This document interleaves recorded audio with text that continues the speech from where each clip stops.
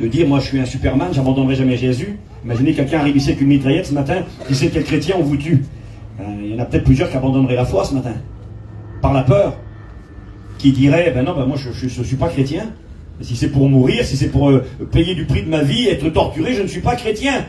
Vous savez, aujourd'hui, dans le monde, le groupe religieux le plus persécuté, c'est l'Église. Alors, dans nos pays français, la persécution physique n'est pas vraiment une réalité, mais vous allez dans des pays musulmans fanatiques, vous allez en Corée du Nord, le simple fait de lever les yeux vers le ciel est passible de la prison pour des dizaines d'années. Vous êtes dénoncé par vos familles, par vos parents, par votre épouse, vos enfants. Si vous croyez en Dieu, il faut le garder tout au fond de vous et le cacher au maximum. Parce que les représailles sont énormes. L'Église paye un lourd tribut. Dans les pays communistes, il y a de la persécution, il y a de l'opposition. Des gens sont mis en prison, sont arrêtés. En Chine, l'Église qui souffre, des gens incarcérés, mis en prison parce qu'ils croient en Jésus, le Jésus de la Bible. Les persécutions existent. Et dans ces églises persécutées, bien parfois il arrive que certains chrétiens renient le Seigneur de leur bouche. Parce que l'épreuve est trop grande. Le prix à payer est trop dur. Alors on pourrait penser que Pierre a renié le Christ parce qu'il a eu peur de la mort. Maintenant, je ne voudrais pas faire l'avocat de l'apôtre Pierre ce matin, mais j'essaie simplement de comprendre avec l'Écriture. Quand vous lisez dans la Bible, dans l'évangile de Luc, toujours au chapitre 22 et au verset 50, c'est juste avant le reniement, juste avant ce qu'on vient de lire là. Il est écrit ceci, regardez, je lis pour vous la Bible. On va lire un petit peu plus tôt, verset 47. C'est marqué, comme il parlait encore, c'est Jésus qui parle aux disciples, voici une multitude arriva, c'est-à-dire beaucoup de personnes. Je l'ai dit hier, une cohorte, c'est marqué, on va le lire. Et celui qui s'appelait Judas, l'un des 12, marchait devant elle, le traître. Il s'approcha de Jésus pour l'embrasser. Et Jésus lui dit, Judas, c'est par un baiser que tu livres le Fils de l'homme. Ceux qui étaient avec Jésus, voyant ce qui allait arriver, dirent, Seigneur, écoutez bien, Seigneur, frapperons-nous de l'épée. La Bible déclare qu'ils avaient acheté 2 ou 3 épées.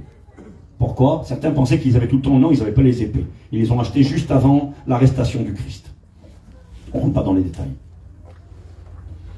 Il est écrit, ceux qui étaient avec Jésus, voyant ce qui allait arriver, dirent, Seigneur, frapperons-nous de l'épée. Et l'un des disciples qui était là, il faisait partie de ceux qui avaient une épée. Il y en avait 2 ou 3. Et parmi ces 2 ou 3 qui avaient une épée, il y en avait un qui s'appelait l'apôtre Pierre. L'apôtre Pierre, imaginez-le, lui le pêcheur de Galilée, du lac, il ne sait même pas se servir d'une épée. Il brandit l'épée, il la met à son côté, il la sort du fourreau, il brandit l'épée. Et c'est écrit comme ça, l'un d'eux frappa le serviteur du souverain sacrificateur et lui emporta l'oreille droite. Certains me diront, Steve, c'est pas écrit qui? Vous lirez chez vous dans Jean 18, versets 10 à 12. Il est précisé que c'est Simon-Pierre qui prit l'épée à ce moment-là pour défendre le Christ. Il est écrit, l'un d'eux frappa le serviteur du souverain sacrificateur et lui emporta l'oreille droite. Mais Jésus prit la parole et lui dit, laissez, arrêtez. Et ayant touché l'oreille de cet homme, il le guérit. Pourquoi je fais cette lecture? Parce que je me rends compte qu'au moment ultime où l'apôtre, où les hommes viennent pour arrêter le Christ à Gethsémanée dans le jardin, je vous l'ai rappelé, je crois que c'est écrit dans l'évangile de Jean chapitre 18 verset 12, qu'il y avait là une cohorte, un tribun et des officiers. C'est-à-dire plus de 600 hommes sont présents pour arrêter Jésus. Imaginez la scène, 600 personnes, je ne sais pas combien on est ce matin, on est peut-être 200 personnes, c'est-à-dire au moins 3 fois plus nombreux que ce que nous sommes ici. Arrive là pour arrêter Jésus. L'apôtre Pierre, il ne sait même pas se servir. La preuve qu'il ne sait pas se servir d'une épée, il veut tuer Malchus, il le loupe, il lui coupe juste l'oreille. Il ne sait même pas s'en servir. Mais toujours est-il qu'on a un homme qui va se lever quand il voit plus de 600 soldats romains, des champions de la guerre. C'est leur profession de tuer. Ils ont eux des épées, ils savent s'en servir. Ils ont des javelots, ils ont des armes. C'est des vrais guerriers. Ils arrivent pour arrêter le Christ. Imaginez l'apôtre Pierre, il se dresse devant eux avec son épée à la main. Et il va pour se battre avec eux pour sauver Jésus. En réalité, à ce moment-là, il sait pertinemment qu'il ne va pas remporter la victoire contre les 600 soldats romains. C'est impossible. En réalité, quand Pierre prend l'épée à ce moment-là et qu'il frappe Malchus à la tête, et qu'il se dresse devant les soldats, Pierre va à une mort certaine.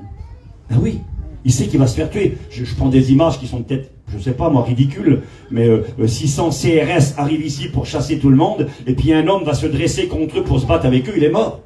Tu vas te faire massacrer, tu ne peux pas t'en sortir, tu sais très bien que tu n'y arriveras pas. Pierre savait qu'il n'y arriverait pas, mais je crois quelque part que lorsque Pierre a dit au Christ, j'irai jusqu'à la mort avec toi, c'était vrai.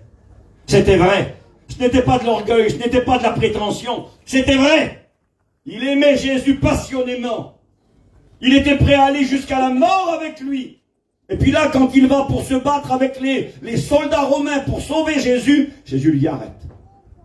Celui qui vit par l'épée périra par l'épée. Ramasse ton épée. Ma vie à moi, personne ne me la prend, c'est moi qui la donne. Je suis pas venu pour tuer les gens, moi. Tu veux tuer le Malchus? Regarde, moi je le guéris. Je suis pas venu pour tuer, je suis venu pour guérir. Je suis venu pour sauver. Je suis pas venu pour donner la mort, je suis venu pour donner la vie. Ramasse ton épée. T'as pas compris. T'as pas compris ce que je veux faire. T'as pas compris la volonté de Dieu. Ne sais-tu pas que si je voudrais, je pourrais invoquer mon Père qui à l'instant enverrait plus de 12 légions d'anges.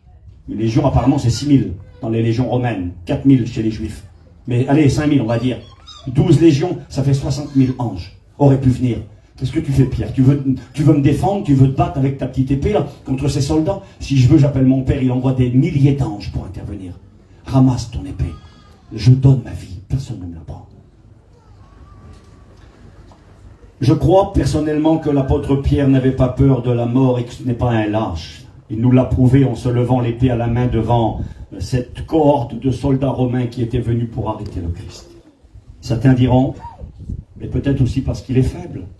Parce qu'un homme c'est faible. Jésus n'a-t-il pas dit, j'ai noté les versets, Matthieu 26, verset 41, avant que les soldats romains n'arrivent, Jésus a dit aux apôtres, veillez et priez car l'esprit est bien disposé mais la chair est faible. Et il est écrit qu'ils n'ont pas pu veiller. D'ailleurs Jésus leur dira, vous n'avez pas pu veiller 1 heure avec moi. Ils se sont endormis. Endormis de chagrin, c'est précisé. On peut s'endormir dans la tristesse et la peine. Je pense que c'est arrivé à plusieurs ici. S'endormir avec une tête d'oreiller baignée de larmes le soir. Parce que plein de souffrances, plein de misère, plein de questions sans réponse, c'est arrivé à beaucoup d'entre nous. Et là, ils s'endorment de chagrin, dit l'Écriture. Alors certes, c'est vrai, ils ont manqué de vigilance, ils ont manqué de communion, et puis peut-être que c'est la raison. Au moment ultime où Christ est condamné à la peine capitale, eh bien, l'apôtre Pierre renie le Seigneur parce qu'il n'a pas la force. C'est possible. C'est possible et c'est un appel pour nous à l'humilité et à la vigilance. Que celui qui croit être debout prenne garde de ne pas tomber. Alors j'ai dit aux frères, attention. Si quand on tombe, ça fait mal, et puis des fois ça fait mal pour très longtemps. Et il est tombé dans la semaine. On peut tomber physiquement et se faire mal, mais quand on tombe spirituellement, parfois ça fait beaucoup plus mal. Et il y a des séquelles des fois qui sont irréversibles.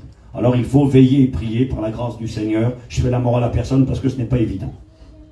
Alors oui, j'ai noté, peut-être que Pierre était faible, peut-être qu'il a manqué de vigilance, manqué de sérieux, il a manqué de communion. Avait-il peur de la mort? Personnellement, je ne suis pas convaincu. Parce que je crois qu'il était prêt à aller à la mort, mais il est là debout. Alors pourquoi alors? Pourquoi est-ce qu'il va renier le Seigneur si ce n'est pas parce qu'il avait peur de la mort? Je crois qu'on a une réponse dans l'évangile de Matthieu, au chapitre 16. C'est ce que j'ai dit à cet homme, au bord du feu en Angleterre. Matthieu chapitre 16, on va lire ensemble à partir du verset 13. Je lis pour vous la Bible. Matthieu 16, verset 13. Jésus étant arrivé dans le territoire de Césarée de Philippe, demanda à ses disciples, « Qui dit-on que je suis, moi, le Fils de l'homme » Jésus pose la question aux apôtres, et il demande, eh bien, « Qui dit-on que je suis » Qu'est-ce que l'on dit en Israël? Quand on parle de moi, qu'est-ce que l'on dit de moi? Et là, il est écrit, ils répondirent, ben, certains disent que tu es Jean le Baptiste, ressuscité d'entre les morts, c'était pas rien. D'autres disent que tu es Élie, le prophète qui devait venir avant la venue du Messie. D'autres disent que tu es Jérémie, ou l'un des prophètes. Mais vous, leur dit-il, qui dites-vous que je suis? Et là, nous avons Simon-Pierre, l'apôtre, qui lui va répondre avant tout le monde. Simon-Pierre répondit, tu es le Christ, tu es le Messie, tu es le Fils du Dieu vivant. Jésus, reprenant la parole, lui dit, tu es heureux, Simon, fils de Jonas, car ce ne sont pas la chair et le sang qui t'ont révélé ces choses, mais c'est mon Père qui est dans le ciel. Et moi, je te dis que tu es Pierre. L'Église catholique se sert de ce verset pour dire que le pape, eh bien, il est celui sur qui on doit fonder l'Église. C'est pas ce que Jésus a dit. Jésus a dit à Pierre cette parole, et moi je te dis que tu es Pierre. Alors c'est une finesse dans le texte grec, vous parlez pas grec, moi non plus, je le dis souvent, mais c'est vrai, je parle pas grec du tout, je connais 4-5 mots, mais pour bien comprendre, quand Jésus dit tu es Pierre, et sur cette pierre je bâtirai mon Église, il parle pas de pierre, il lui dit tu es un caillou. Pétros en grec, tu es un caillou. Et il dira, mais sur ce rocher, toi tu es un petit caillou qui est par terre là. Mais sur ce rocher, mon Pétra, sur ce rocher, je bâtirai mon église. Qu'est-ce que tu racontes? C'est quoi le rocher, c'est quoi le caillou? Il dit, Pierre, toi t'es un tout petit, t'es un petit caillou qui va jouer un rôle dans mon œuvre. Une pierre vivante, une pierre précieuse, t'es un petit caillou. Mais le rocher, c'était la parole que Pierre venait de prononcer. Pierre venait de dire, moi je dis que tu es le Christ, le Fils du Dieu vivant. Et quand Jésus dit, sur ce rocher je bâtirai mon église, le rocher ce n'est pas Pierre, le rocher c'est Jésus. Amen. Jésus il dit, sur ce rocher que tu viens de confesser, c'est moi le rocher. Je suis la pierre angulaire, la pierre rejetée par ceux qui bâtissaient le psaume 118, nous le rappelle, mais qui est devenue la principale de l'angle, celle sur laquelle repose tout l'édifice. L'église ne repose pas sur l'apôtre Pierre, elle ne repose pas sur un homme, elle repose sur Jésus, le Fils de Dieu. Vous comprenez cela? Toi, tu es un petit caillou. Mais sur le rocher que tu viens de confesser, je bâtirai mon église et je te donnerai les clés du royaume des cieux. Certains pensent que Pierre, il est aux portes du paradis avec les clés à la main. Il est écrit ceci, je te donnerai les clés du royaume des cieux et ce que tu délieras sur la terre sera délié dans les cieux, etc.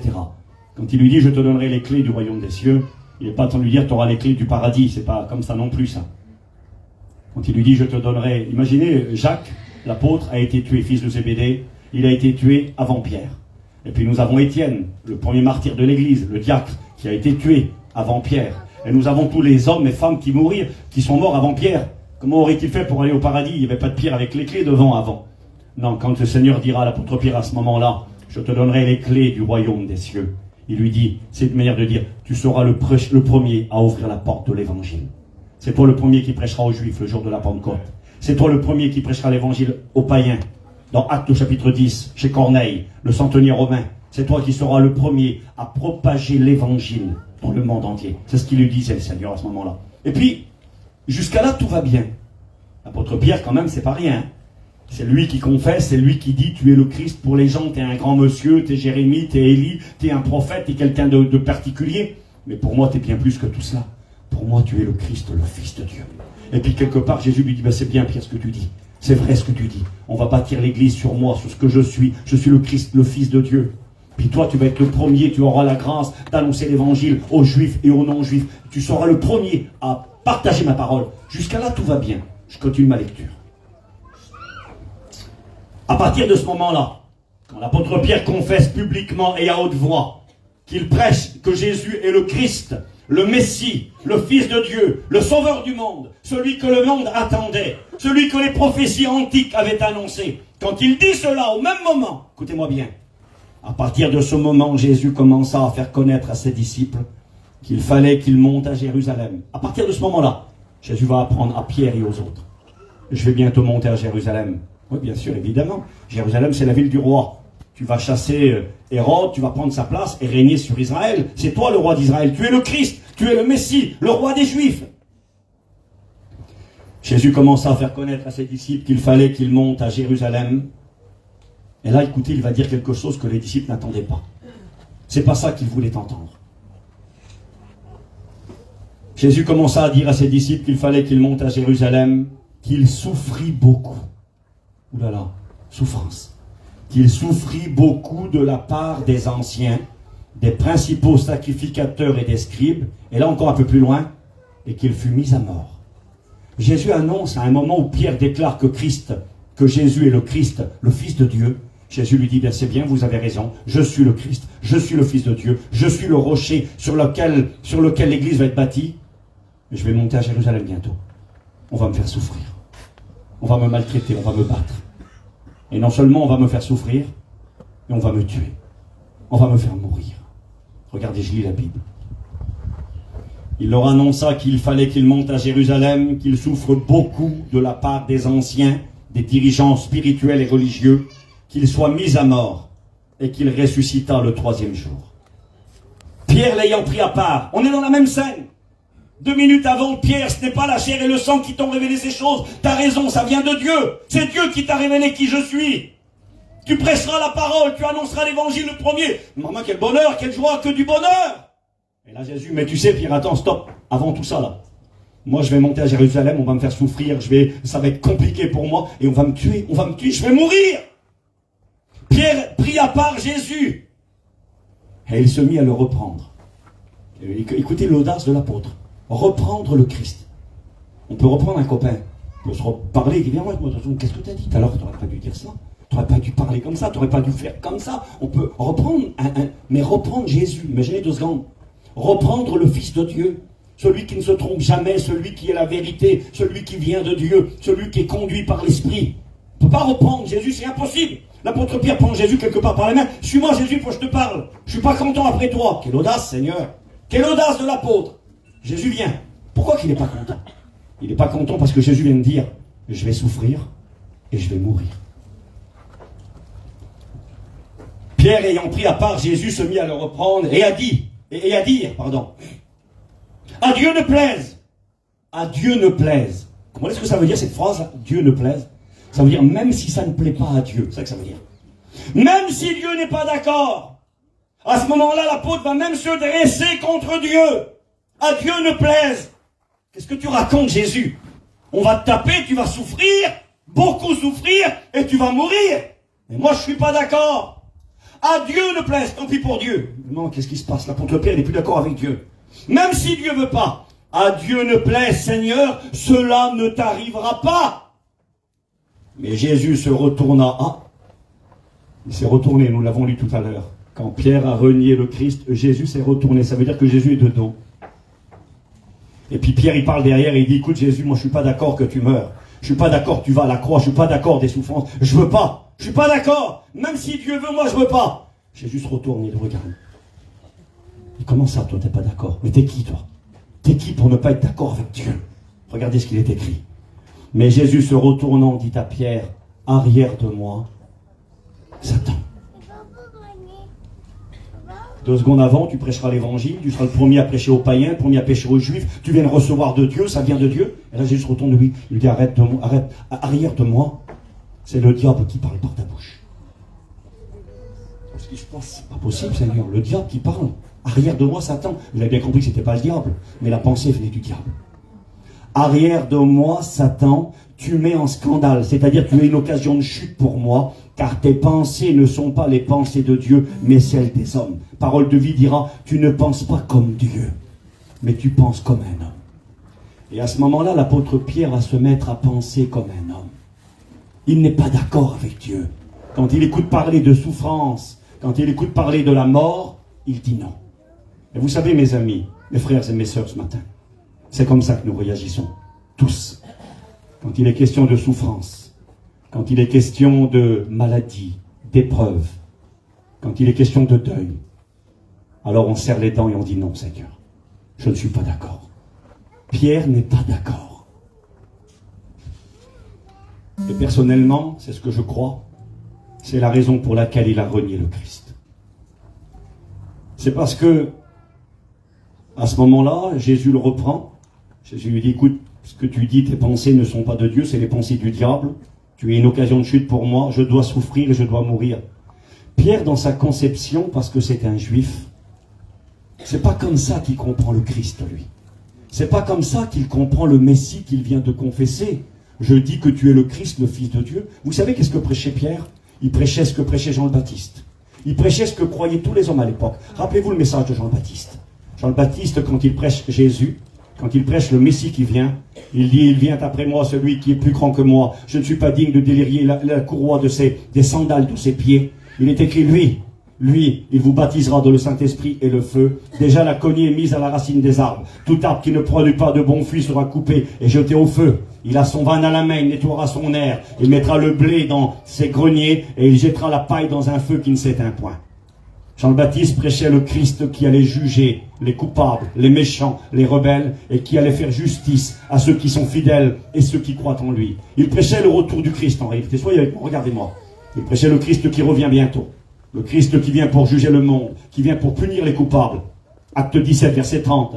Dieu, sans tenir compte des temps d'ignorance, annonce à tous les hommes, en tout lieu, qu'ils ont à se repentir, parce qu'il a fixé un jour où il va juger le monde par l'homme qu'il a ressuscité d'entre les morts, à savoir Jésus de Nazareth. Jésus revient pour juger. Il vient pour demander des comptes. Il vient pour punir l'humanité qui s'est révoltée contre lui, et il mettra le bon blé dans le grenier d'abord. L'église sera enlevée et il jettera la paille dans un feu qui ne s'éteint point. Condamnation de ceux qui resteront ici-bas sur la terre, les révoltés contre Dieu. C'est ce que Jean le Baptiste prêchait. C'est ce que Pierre croyait. Regardez, lorsque Jésus a été crucifié et qu'on l'a mis dans la tombe, Il est question de 2 disciples dans l'évangile de Luc, chapitre 24, qu'on appelle les disciples d'Emmaüs, parce qu'ils allaient donc dans la ville d'Emmaüs, à 11 kilomètres de Jérusalem. Ces hommes prenaient le chemin, le cœur triste. C'était le dimanche matin. Jésus est mort depuis 3 jours déjà. Ils avaient cru en lui. Et là, pendant qu'ils sont sur le chemin, voici que Christ ressuscité va leur apparaître. Il est écrit que leurs yeux étaient empêchés de le reconnaître. Une intervention surnaturelle de Dieu empêchait ces hommes de reconnaître le Christ. Et là, ils vont parcourir les 11 kilomètres avec lui. Et quand ils vont dialoguer avec le Seigneur, ils vont dire cette parole. J'ai noté le verset, Luc 24, 21. Il est écrit que ces hommes vont dire au Christ, nous espérions. Ne sais-tu pas ce qui est arrivé à Jésus de Nazareth? C'était un prophète, c'était au passé un prophète puissant en parole et en œuvre. Nous espérions que ce serait lui qui délivrerait Israël. Ils attendaient le Christ libérateur, ils attendaient le Messie conquérant, celui qui allait délivrer Israël, celui qui allait chasser les Romains, celui qui allait punir les coupables et faire grâce. C'est ça qu'ils attendaient. C'est ce que Pierre attendait et tous les autres. J'ai noté ceci. Quand Christ ressuscité apparaîtra aux apôtres avant qu'il ne monte au ciel, Actes des apôtres, chapitre 1er, verset 6, il est écrit, les apôtres réunis demandèrent à Jésus, Seigneur, est-ce en ce temps-ci que tu rétabliras le royaume d'Israël? Ils attendaient le Christ libérateur, le Christ conquérant, celui qui allait apporter la paix, la victoire, celui qui justement n'allait pas souffrir, n'allait pas mourir, mais celui qui allait délivrer, celui qui allait réparer, celui qui allait solutionner les problèmes. C'est le Christ qu'ils attendaient. Et pourquoi Pierre a renié le Seigneur? C'est ce que je crois. C'est parce que quand il se trouve autour du feu, dans la cour de Caïphe, le sacrificateur, et de son beau-père Anne, c'était les serviteurs responsables d'Israël. Il est dans la cour extérieure, autour du feu, et Jésus est à 15, 20 mètres, 30 mètres d'eux, il va être condamné à la peine capitale. Pierre est en train de se chauffer, il attend. Vous savez ce qu'il attend? Il attend que Jésus montre qu'il est le Christ. Il attend que Jésus ferme la bouche des dirigeants d'Israël. Il attend que Jésus convainque le Sanhédrin que c'est bien lui le Christ. Il attend que Jésus prenne le contrôle, que Jésus prenne le pouvoir. Il n'attend pas que Jésus meure. Il n'attend pas que Jésus soit frappé. Il n'attend pas que Jésus soit recouvert de crachats. C'est pas comme ça qu'il voit le Christ, lui. Il voit un Christ qui va triompher. Jésus n'avait-il pas dit aux apôtres et à Pierre, vous qui m'avez suivi, vous serez assis sur 12 trônes et vous dirigerez le peuple d'Israël. Il se voyait déjà sur le trône, l'apôtre Pierre avec ses copains, en train de diriger le Christ, le roi des rois. Il croyait vraiment que Jésus était le Christ. Il en était convaincu. Mais d'un Christ qui meurt et qui souffre, il n'en veut pas. C'est pas ça sa conviction. C'est pas sa compréhension. Il était comme les autres. Il attendait le libérateur, le juge. Il attendait le lion de la tribu de Juda. Il n'attendait pas l'agneau qui allait finir immolé et sacrifié. Et ce jour-là, parce qu'il ne comprend pas ce que Jésus fait, parce qu'il ne comprend pas la souffrance et la mort, parce qu'il ne comprend pas le Christ souffrant, il prendra la décision amère de dire, vous savez quand il dit, quand on lui pose la question, es-tu un de ses disciples? Quand il dit non. C'est une manière de dire, oui, je suis le disciple du Christ, mais ce Christ-là, moi, j'en veux pas. Je ne suis pas le Christ d'un disciple. Je ne suis pas, le disciple d'un Christ qui souffre et d'un Christ qui meurt.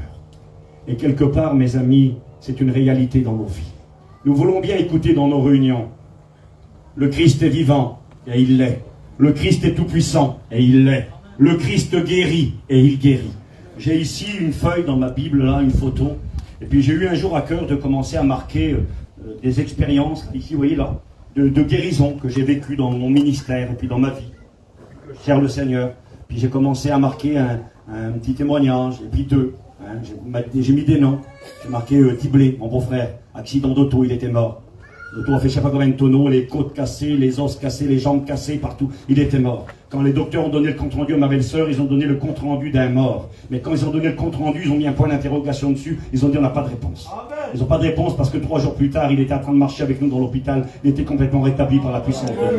Pas de réponse. J'ai marqué Salon. Salon, c'est mon oncle, il est parti près du Seigneur aujourd'hui. On lui a diagnostiqué un cancer à la gorge. On a prié pour lui, il n'y avait plus de cancer à la gorge. Et puis j'ai marqué des noms là. J'ai marqué la femme à Papic aux écoles bibliques, un cancer, elle a été guérie. J'ai marqué Janine, une femme à Paris, on a prié pour elle, elle a été bénie. Remise à Paris, un graduat, on remisait le moteur de la mission là-bas à Paris. Quand on arrive là-bas, un copain moi il me dit Steve, je connais une remise à Paris à côté de Bretigny. Là, le graduat dont il est malade, il a une mauvaise maladie. Et puis j'ai dit à sa femme que vous étiez pasteur, vous qui remisez le moteur, vous pouvez parler du Seigneur et prier pour son homme. On est arrivé dans la remise avec mon cousin Germain Rudy. Et quand on est arrivé, on a parlé avec la dame qui était là. On a dit, il est où votre mari? Elle a dit, il est dans la maison, on arrive. Le monsieur faisait de la chimio et puis tout ce qu'il y a à faire, les rayons. Il avait la maladie, je crois, aussi à la gorge. Enfin, quelque chose comme ça. Ou à la tête peut-être. À la tête. Et puis donc on est rentré à l'intérieur de cette maison, on lui a parlé du Christ qui est vivant, tout puissant, capable de guérir les malades. Voici les signes qui accompagneront ceux qui auront cru. En mon nom, ils chasseront les démons, ils guériront les malades, ils imposeront les mains. On lui a témoigné ce qu'un pasteur peut faire. On a prié pour lui, on n'a pas vu d'éclairs ni de feu d'artifice. On a prié, on est parti. Quelques semaines, quelques mois plus tard, mon copain est venu reprendre son petit camping de cuisine dans la remise là-bas à Brétigny, à côté de Paris. Et quand il a pris il a dit, alors madame, les nouvelles de votre mari, comment il va? Ben écoutez, depuis que vos amis sont venus, ils ont prié pour mon mari, il n'a plus besoin de chimio ni de rayon, il est complètement guéri. Dieu l'a guéri. La Gatti disait, on a remercié Dieu, on a été à l'église, on a brûlé un cierge. On a remercié Dieu. Enfin, je pourrais continuer. J'ai toute une liste ici. Je ne sais pas combien, mais plein de pigeons. Mais depuis le temps, la liste serait allongée. Alors je crois que Christ guérit. Mais je crois que tout le monde n'est pas guéri. Et c'est là le problème. Vous savez qu'il y a des témoignages qui, au lieu de vous bénir, vous font mal. Ce que j'ai dit ce matin, on a écouté des gloires à Dieu, mais peut-être que certains sont là, gloire à Dieu, gloire à Dieu. Mais pourquoi ma femme, à moi, elle est morte d'un cancer? Puis pourquoi mon petit est parti? Puis pourquoi mon père, pourquoi mon homme est parti? Vous savez qu'il y a des témoignages qui blessent. Il y a un petit garçon qui a rendu témoignage à la régionale Vernon en Bretagne. Et puis il expliquait, je suis retourné à l'hôpital et puis il n'y a pas de réponse, je suis complètement guéri. Alors gloire à Dieu. Mais moi, au même moment, je savais. Et le cousin Germain de ma femme qui était là dans cette réunion, il a perdu son petit de 13 ans, de la même maladie. Et lui, il va servir le Seigneur, il va monter aux écoles bibliques. Alors expliquez-moi, vous. De ces moments où on ne comprend pas, parce que dans nos réunions, on met tout le temps l'accent. Et il faut le faire, mais il ne faut pas oublier l'autre côté. S'il y a le Christ glorieux et tout-puissant, et il est là, et il existe, et il peut tout. Mais il y a cette réalité que les pensées de Dieu ne sont pas les nôtres. Il y a cette réalité que nous pensons comme des hommes. Le cantique qu'a chanté, j'ai bien écouté les paroles, Lorraine, cet année cantique là, il a dit tu ne comprends pas, comme ça, tu ne comprends pas ce que je fais. Tu ne comprends pas ce que je fais. Et on ne comprend pas. Et on n'accepte pas de rester à notre place. Et parce qu'on ne reste pas à notre place, parce qu'on voudrait imposer, parce qu'on voudrait faire comme Pierre. Excusez-moi ce que je vais dire, ça pourrait paraître grossier. On voudrait prendre Jésus par l'oreille et dire, suis-moi Jésus. Mais qu'est-ce que tu fais? Comment que ça se passe? Pourquoi t'as pas guéri chez moi? Pourquoi t'as pas béni chez moi? Pourquoi t'as pas réparé les problèmes? Pourquoi la guerre avec mes enfants à la maison? Pourquoi la guerre avec ma famille? Pourquoi les gens me parlent dessus, ils me font du mal et je ne mérite pas? Et tu fais rien, Seigneur? Pourquoi les injustices que je suis? Mais pourquoi? On ne veut pas suivre Jésus. On ne veut pas les crachats, on ne veut pas la barbe arrachée. On ne veut pas les clous dans les mains, on ne veut pas aller à Golgotha, on ne veut pas Gethsémane, on ne veut pas les nuits d'angoisse. On veut le Christ qui guérit les malades, qui ressuscite les morts. On veut le Christ qui est enlevé au ciel. Mais le Christ de Gethsémane, on n'en veut pas. Le Christ de la croix, on n'en veut pas. Et l'apôtre Pierre n'en voulait pas. Il ne veut pas ce Christ-là. C'est ce Christ-là qu'il renie. Un Christ, nous l'avons lu juste dans le même moment. Ils commencèrent à le frapper, à lui donner des coups, à cracher sur lui. Quand il voit ça, il va dire, moi de ce Jésus-là, j'en veux pas. C'est pas le Christ que je veux suivre. Laissez-moi vous dire que ce Christ-là, il est indispensable. Parce que le Christ recouvert de crachats, le Christ à la barbe arrachée, le Christ ensanglanté qui ne ressemble plus à un être humain et qui est défiguré, c'est le Christ qui sauve tous les hommes. Le Christ qui meurt sur la croix, les clous dans ses mains, dans ses pieds, qui crie tout est accompli et qu'on lui transperce son cœur, c'est le Christ qui paye pour le salut de l'humanité. Sans ce Christ-là, nous sommes tous perdus. J'aimerais vous dire que les souffrances, nous ne les comprenons pas. L'apôtre Pierre est l'un des apôtres, j'ai fait le relevé, qui le plus parlera de la souffrance. Dans sa lettre, que nous avons lue un petit peu, je vais vous lire rapidement. J'ai relu complètement l'épître, c'est pas un exploit, elle n'est pas très longue. Mais j'ai recensé les moments où l'apôtre Pierre parlera de l'épreuve, parlera des souffrances. Il a compris que le Christ qu'il suit, c'est un Christ puissant, glorieux, capable de faire des choses extraordinaires, incroyables. Mais c'est un Christ aussi qu'il faudra suivre avec une croix sur le dos. D'ailleurs, j'ai pas fait toute ma lecture, c'est dommage, j'ai été trop vite quand j'ai lu tout de suite dans Matthieu 16, verset 13. Regardez, quand Jésus dira à Pierre, arrière de moi Satan, car tes pensées ne sont pas celles de Dieu, mais celles des hommes, écoutez bien. Alors Jésus dit à ses disciples, à Pierre et aux autres, Si quelqu'un veut venir après moi, qu'il renonce à lui-même, qu'il se charge de sa croix et qu'il me suive. Car celui qui veut mourir, et vous, là, si vous voulez me suivre, il faudra porter votre croix. Pas la croix avec des diamants en or, hein, qui fait 25 carats. Non, c'est la croix en bois qui t'amène à la crucifixion. La croix qui fait mal. La croix qui était un objet d'horreur et de peur, parce qu'elle était synonyme de mort. Et j'aimerais vous le dire, regardez, c'est l'apôtre Pierre qui parle. Ce Pierre qui a compris le message. Regardez ce qu'il dira. 1 Pierre, chapitre 1er, on lit ensemble le verset 6. C'est là ce qui fait votre joie. C'est terrible parce qu'il mettra tout le temps en parallèle la joie et la souffrance. C'est là ce qui fait votre joie, quoique maintenant, puisqu'il le faut, écoutez bien, il le faut. Ça veut dire on n'a pas le choix, c'est obligé. Quoique maintenant, puisqu'il le faut, vous soyez attristés pour un peu de temps par diverses épreuves, afin que l'épreuve de votre foi plus précieuse que l'or périssable ait pour résultat la louange, la gloire et l'honneur quand Jésus apparaîtra. Vous soyez attristés un peu de temps à cause des épreuves. Premier chapitre. Deuxième chapitre, on lit ensemble. Verset 19. Car c'est une grâce que de supporter les afflictions par motif de conscience envers Dieu, écoutez bien, quand on souffre injustement. Je ne mérite pas. J'ai remarqué ça sur ma petite feuille. C'est pas parce que tu souffres que tu es un mauvais chrétien. Vous savez, on pourrait croire ça des fois. Hein. Puis les gens vite fait ton procès. Seigneur Jésus-Christ, je pense à un cas dans mon cœur en une seconde. Je pense à un pasteur, un ami à moi. C'est même plus qu'un ami, c'est de ma famille. Un homme qui a un certain âge. Une tragédie, un cauchemar lui est arrivé. Il a perdu son petit garçon. Petit jeune de 20, 22 ans, je ne sais plus moi. Je ne vais pas donner trop de détails encore. Qui s'est fait écraser par un camion, une tragédie. Et son petit est parti. Et un jour, un homme est venu trouver ce pasteur, Seigneur Jésus. Il est venu trouver ce pasteur, et il lui a dit, si ton petit est mort, c'est à cause de toi. Il aurait mérité d'être étranglé. C'est à cause de toi. Parce que tu n'es pas un bon. Parce que tu n'es pas comme il faut. Faites ça, mais il y en a qui le croient. Quand il arrive des problèmes à certains, une maladie, une épreuve, ils disent, ah oui, mais tu sais, il y avait peut-être quelque chose, hein. Peut-être qu'il y avait quelque chose qui n'allait pas, il fait peut-être des choses que personne ne sait, hein. Vous avez vu, le pasteur, il souffle, hein, il a des problèmes. Ah oui, mais c'est peut-être de sa faute. On a vite fait, vous avez vu les compagnons de Job, ils auraient mieux fait de ne pas venir. Quand ils sont venus, tant qu'ils ne parlaient pas, ça allait. Tant qu'ils ne parlaient pas, ils étaient autour de lui, Zinda, il était malade, il a perdu ses petits, il a tout perdu, il s'assit autour, et jusqu'à là, ça va. Quand ils ont commencé à parler, ils ont tout démoli. Ils ont dit, tu sais, ben, t'es un pécheur, c'est de ta faute quelque part, quoi. Et on a vite fait le rapprochement, nous. Vous savez, dans la Bible, il est écrit dans Jean chapitre 9, Jésus va parler avec les disciples, et puis il y a un homme qui est là, aveugle de naissance, Zinda.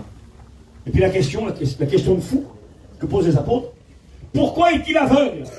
Qui a péché? Est-ce que c'est à cause de lui ou est-ce que c'est à cause de ses parents? À cause de lui? Mais quand aurait-il péché? Il est né aveugle. S'il mérite d'être aveugle, c'est qu'il a... Si vous pensez que c'est de sa faute, mais quand? Il est né comme ça. La folie du raisonnement. J'aimerais vous dire que c'est pas parce que tu souffres que tu es un mauvais chrétien, bien au contraire. Bien au contraire. Parfois la souffrance est le partage des héros de la foi. Alors personne ne veut l'être, moi je ne suis pas candidat. Mais les plus grands héros de la foi, quand on lit Hébreux 11, les pasteurs et moi-même, souvent nous prêchons la première partie d'Hébreux 11. On prêche sur Enoch qui va être enlevé au ciel sans connaître la mort. On va prêcher sur, je ne sais pas moi, Noé qui fut sauvé avec sa famille par la foi, quel bonheur. Certains vont fermer la gueule des lions, les exploits, les David, les Moïse, et on parle de ces gens qui ont vécu des choses extraordinaires. Un Daniel, la gueule des lions est fermée, enfin, et toutes ces expériences terribles. Mais des fois, on ne lit pas la fin d'Hébreux 11. Hébreux 11, à la fin, ça dit comme ça. D'autres ont été torturés. Ils ont été mis à mort. Ils ont été sciés. Sciés. Il semblerait que là, l'auteur de l'Épître aux Hébreux fait allusion à Ésaïe le prophète.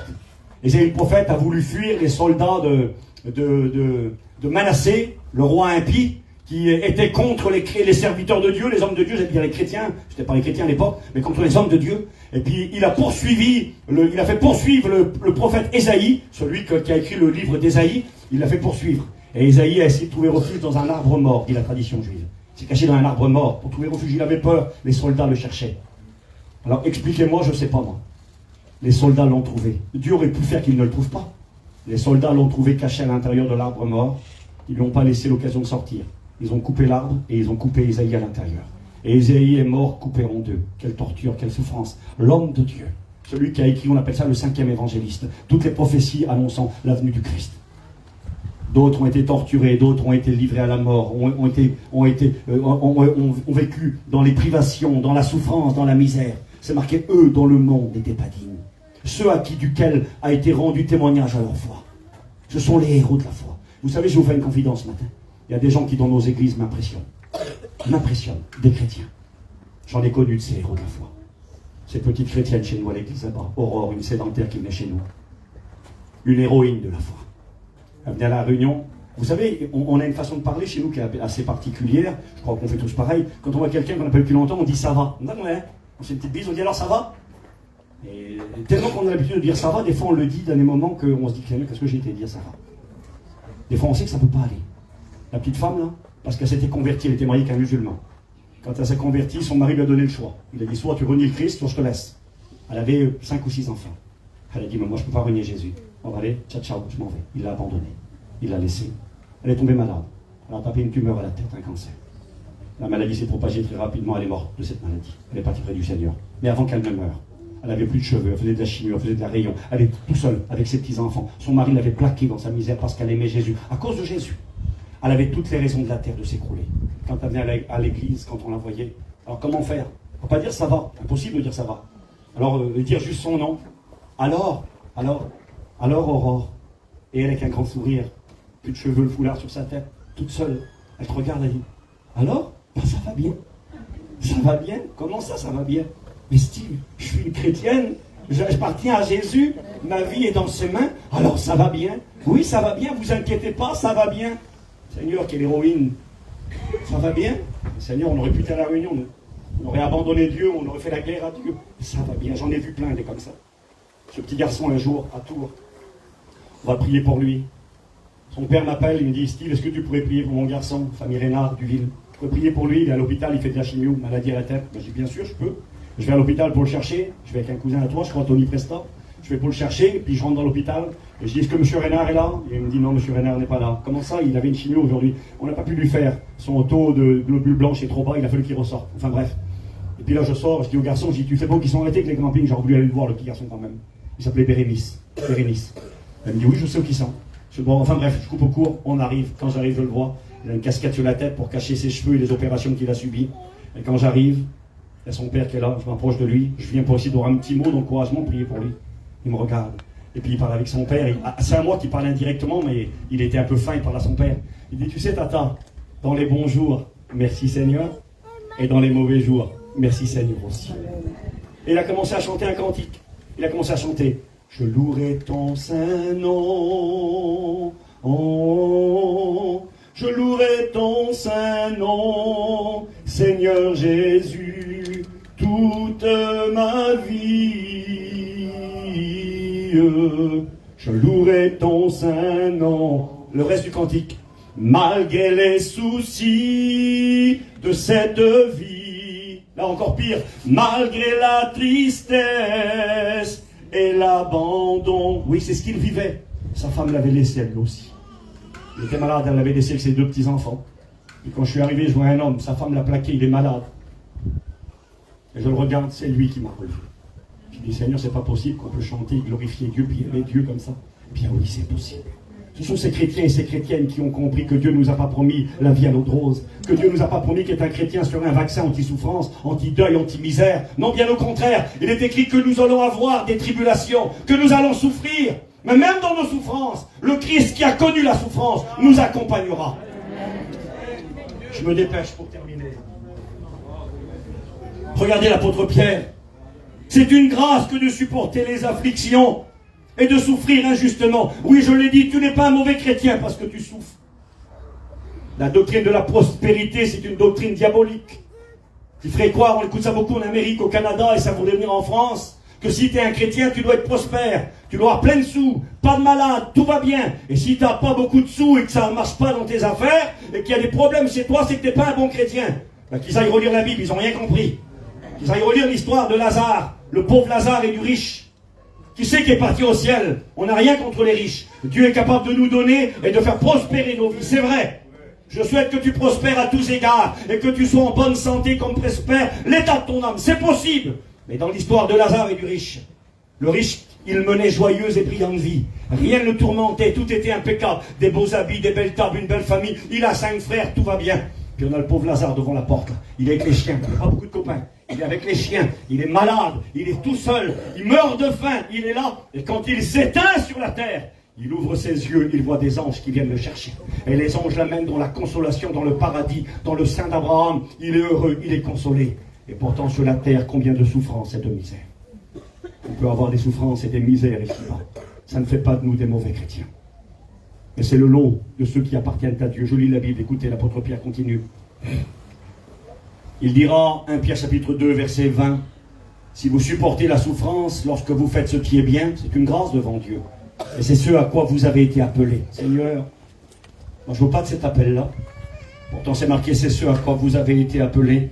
Parce que Christ aussi a souffert pour vous, vous laissant un exemple, afin que vous suiviez ses traces. On ne va pas les suivre les traces là. Pourtant elles sont là. Écoutez-moi, j'ai bientôt fini.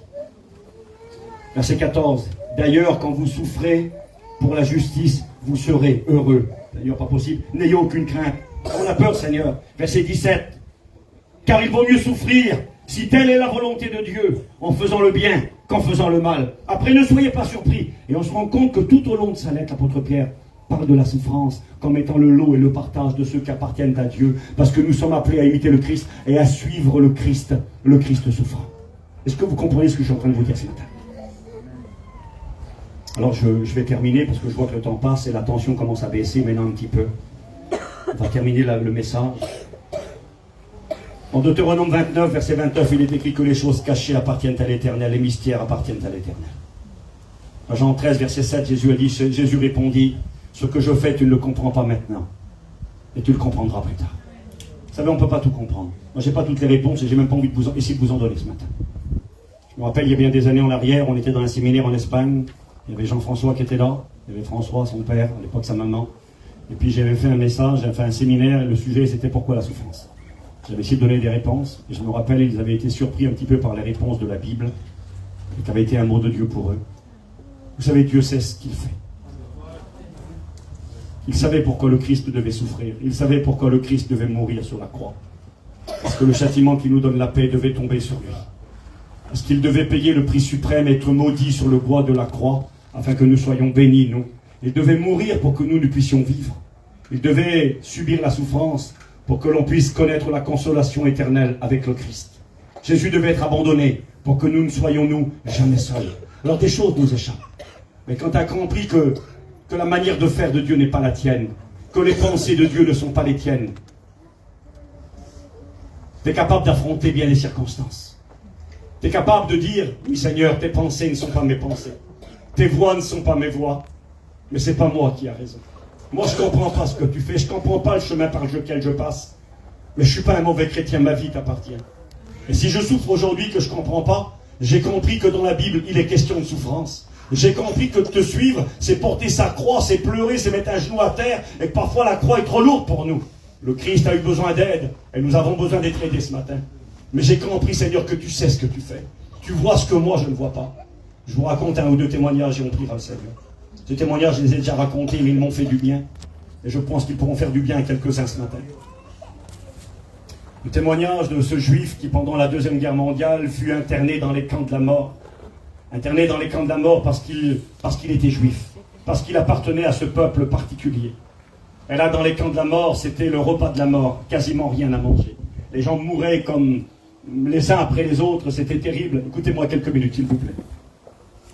Et puis là, un jour, dans ce camp où les gens mouraient de faim, voici que les soldats allemands sont arrivés. Ils sont arrivés, je ne sais plus, j'avais le nom du camp, c'est pas tellement grave. Les soldats allemands sont arrivés dans le camp à Bergen-Belsen pour apporter de la nourriture aux prisonniers. Ah, c'est bizarre, les soldats SS sont arrivés avec des camions chargés de pain. Soyez avec moi 2 minutes. Et quand ils sont arrivés à l'intérieur du campement, distribution de pain pour tous les détenus. Quelle joie pour les prisonniers. Ils ont commencé à distribuer du pain à tout le monde et chacun empruntait les files d'attente pour avoir le petit morceau de pain, un trésor précieux pour des gens qui meurent de faim, et puis ils prenaient leur petit bout de pain. Et là, ce juif qui s'appelait Salomon, Shlomo, est arrivé devant prendre son petit bout de pain. Il a baissé la tête. On lui a donné un morceau de pain. Il est parti. Il était tellement content. Et il s'est dit dans son cœur, c'était peut-être un juif gitan. Il s'est dit, peut-être que si je retourne, je pourrais en avoir un deuxième. Oui, on serait capable de retourner. Et il a dit, je retourne. Il a caché son petit bout de pain. Puis il est retourné, il a baissé la tête, il a pris une autre file pour pas qu'on le reconnaisse. Il s'est approché tout doucement, il a tendu la main. Et puis là, le deuxième pain précieux est arrivé. Quelle contentesse. Il ouvre avec 2 pains, il les met à l'intérieur. Et il repart. Et là, il se met dans un petit coin tranquille. Et c'était un butin, un trésor qu'il avait. Il s'est dit, oh Dieu d'Israël, merci. Je mourrais de faim, tu m'as accordé ces 2 pains. Il s'est mis à louer Dieu. La reconnaissance, tellement qu'il était content. Et puis là, ces 2 pains, et voici, dit le témoignage, que des soldats russes qui étaient aussi en prison avec lui dans le camp de la mort ont commencé à voir ce petit jeune homme, Shlomo, avec ces 2 pains précieux dans ses mains. Ils sont approchés de lui et lui ont dit, donne-moi ton pain, donne-moi tes pains. Et il a dit, non, je ne vous donne pas mes pains, ils sont à moi. C'est moi qui suis allé les chercher. Ils ont dit, donne-nous ta nourriture, sinon on va te taper dessus. Et il n'a pas voulu. Ils sont approchés de lui, les soldats russes, ils ont commencé à lui taper dessus. Mais le taper en vrai.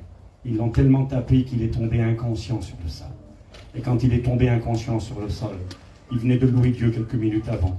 Il a dit, Seigneur, pourquoi? Pourquoi, Seigneur? C'était à moi. Je ne mérite pas ces coups-là. C'est moi qui suis allé les prendre. Seigneur, pourquoi? Pourquoi les coups? Écoutez bien, pourquoi les coups? Et il s'est effondré sur le sol. Il est tombé inconscient pendant un long temps, quelques minutes ou quelques heures. Et quelques heures plus tard, plein de contusions, plein de souffrances, des coups qu'il avait subis, il s'est réveillé, il avait mal partout. Il a regardé autour de lui, il s'est levé. Tu connais le témoignage? Il a regardé autour de lui, vous savez qu'est-ce qu'il a vu? Il a vu tous des corps allongés sur le sol, tout le monde était mort. C'était des pains empoisonnés que les soldats allemands avaient amenés dans le camp de la mort pour faire mourir tous les détenus, avant que la guerre ne se termine. Et là, Shlomo s'est levé au milieu de tous les cadavres qui étaient là. Il a vu les soldats russes qui l'avaient frappé quelques minutes, quelques heures avant. Ils étaient allongés sur le sol, ils étaient morts. Et à ce moment-là, au milieu des cadavres, il s'est mis à genoux, il a levé les mains vers le ciel. Et il a dit, oh Dieu d'Israël, merci pour les coups.